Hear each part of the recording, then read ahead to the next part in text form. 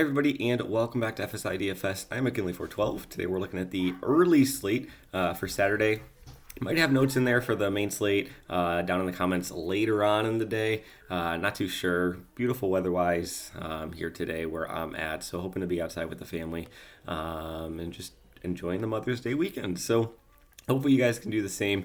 And yeah, let's just kind of dive into this early slate. One game weather-wise you have to pay attention to is this Washington game. It's like 60 to 80% chance of rain pretty much all day there until like 8, 9 o'clock locally. Then it kind of tapers off. So who knows if they want to, wait that long, or who knows what the field is even going to look like. I remember in years past, like this Washington grounds crew, they'll postpone anything.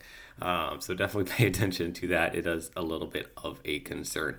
So looking at the top tier pitchers, McClanahan down to Alcantara. I don't have any interest in Cortez, especially, given, he's probably performed arguably the worst of any of these pitchers so far this season, and he's got the toughest matchup going up against Tampa Bay. McClanahan and Ryan, both of them have been studs so far this season. They both got pretty decent matchups going up against kind of like middle tier offenses with the Yankees and Chicago. And they've both just been your best floors of any of the pitchers of the slate. So neither of them have really had a bad game so far this season. And we're a handful plus games starting into the season. Where we're starting to get a better feel of who's legit and who was kind of faking us a little bit early on. So McClanahan, Ryan, your safest options. Can't go wrong with either of those guys. Elder, the surface numbers look great. I mean, 1.74 ERA, 1.11 WHIP, but his expected ERA is close to 4.5. So expect some regression for Elder here, and he's got a tough matchup going up against Toronto, so I don't really have too much interest in him. I would much rather pay the extra $500 and get Ryan, or pay the extra $1,200 and get McClanahan going up against the Yankees. But Alcantara, he's the cheapest guy, $9K, very favorable matchup against Cincinnati. Now Alcantara, he's not the greatest DFS pitcher. He's not going to be generating those crazy high strikeout games. Can get knocked around here and there, but he can go super deep into games. You could see last game he went 8 and a third innings, 9 hits against, but he still generated 27 DK points. So he's very affordable at 9K. He's got a favorable matchup against Cincinnati. And just he's a workhorse, he can go super deep into games and generate outs in that way. So I almost have Alcantara up at the top here. But if you want to put Ryan or McClanahan ahead of Alcantara, no complaints from me. I would totally understand. But these three guys, I think they're all solid options.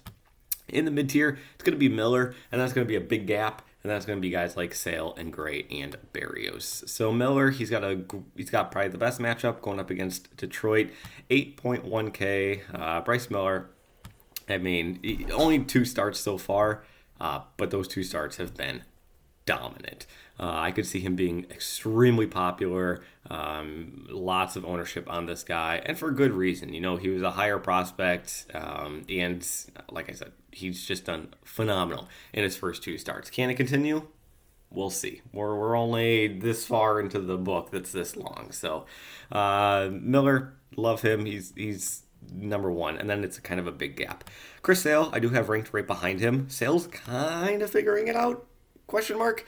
3 of the past 4 starts, 23 plus DK points. The strikeouts are back up, but he still has these games where he just absolutely gets torched. The games against Baltimore and Tampa Bay, Baltimore again. Now those are tougher matchups.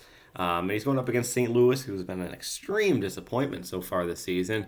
But on paper, the St. Louis squad, they still have a solid offense, and Vegas still believes in them. Their implied run total is almost 5. It's the 3rd highest on the slate. So St. Louis is still way up there in terms of, expected offense today, which is why, Sale does get the little dip there in terms of what we could expect. Gray, pay attention to that game. I think pitching could be really ugly. I'm not sure I even want to touch it. And then Berrios, not too excited. Wisniewski, Sears, Matz, these 3 guys, you can just kind of throw them however you want, in any order you want. There's pros, there's cons with either of these guys. Am I excited about either 3 of these guys? No, not really. I'm definitely going to keep my pitching up near the top with Alcantara, Ryan, McClanahan, and then definitely with guys like Miller, maybe even Sale in some GPP if you want to be brave. And then, yeah, so that's pretty much it with the pitchers. Let's turn in towards the bats. Favorite stack on the day is going to be Atlanta going up against Faedo for Detroit. Faedo, just a weak pitcher, one of the weaker pitchers on the entire slate. I do really want to talk real quick. Cincinnati. Who's their starting pitcher? We don't know yet. It's unconfirmed. It's to be determined on the MLB app, all that stuff. DK has Lodolo here. If it is Lodolo, going to have strong interest in Lodolo with his strikeout upside. However, that strikeout upside has not been there the past handful of starts, and he is allowing a lot of hard contact, a lot of home runs. It's kind of scary. But against Miami and their offense, this could be the way to right the ship. But yeah, so we don't know who the Cincinnati starter is yet, even 4 hours before game time, which is frustrating. Back to the bats. Seattle, I do have them going up against Faedo as my favorite stack on the entire slate.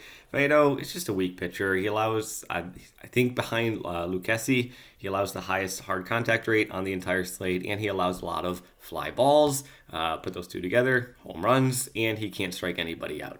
Great. Love it. Sign me up. So Kalenic, Julio Rodriguez, Cal Raleigh, those are obviously, your three studs that you're going to be turning towards. But JP Crawford at 2.6K could be very affordable in a nice lefty-righty matchup.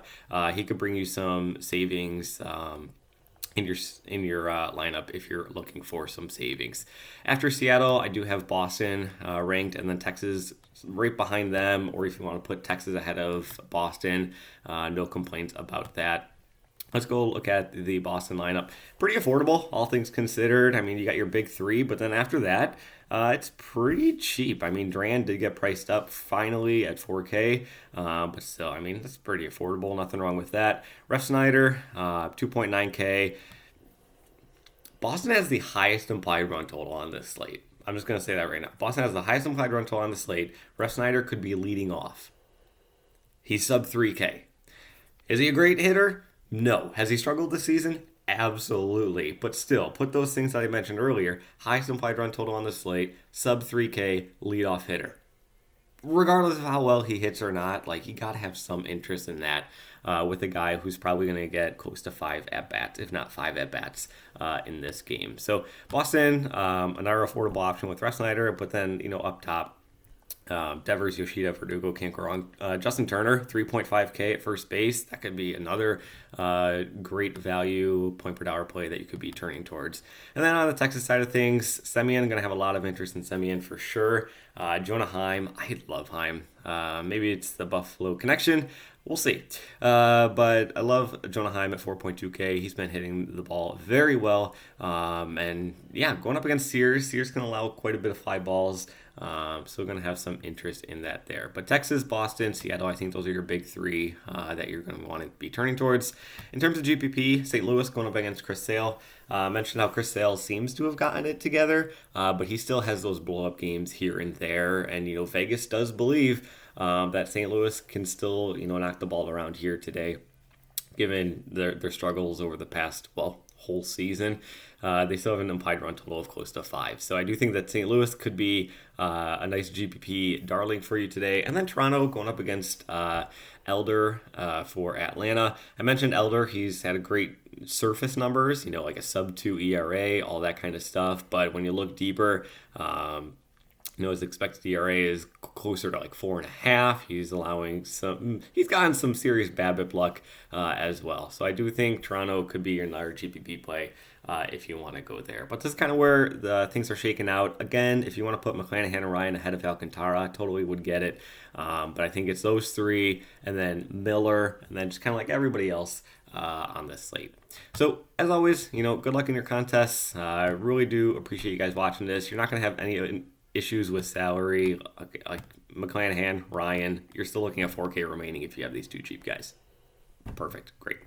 So good luck in your contest. Enjoy the warm weather. Hopefully the weather is warm and nice where you guys are at. If there's any ladies watching, happy Mother's Day if you're a mother.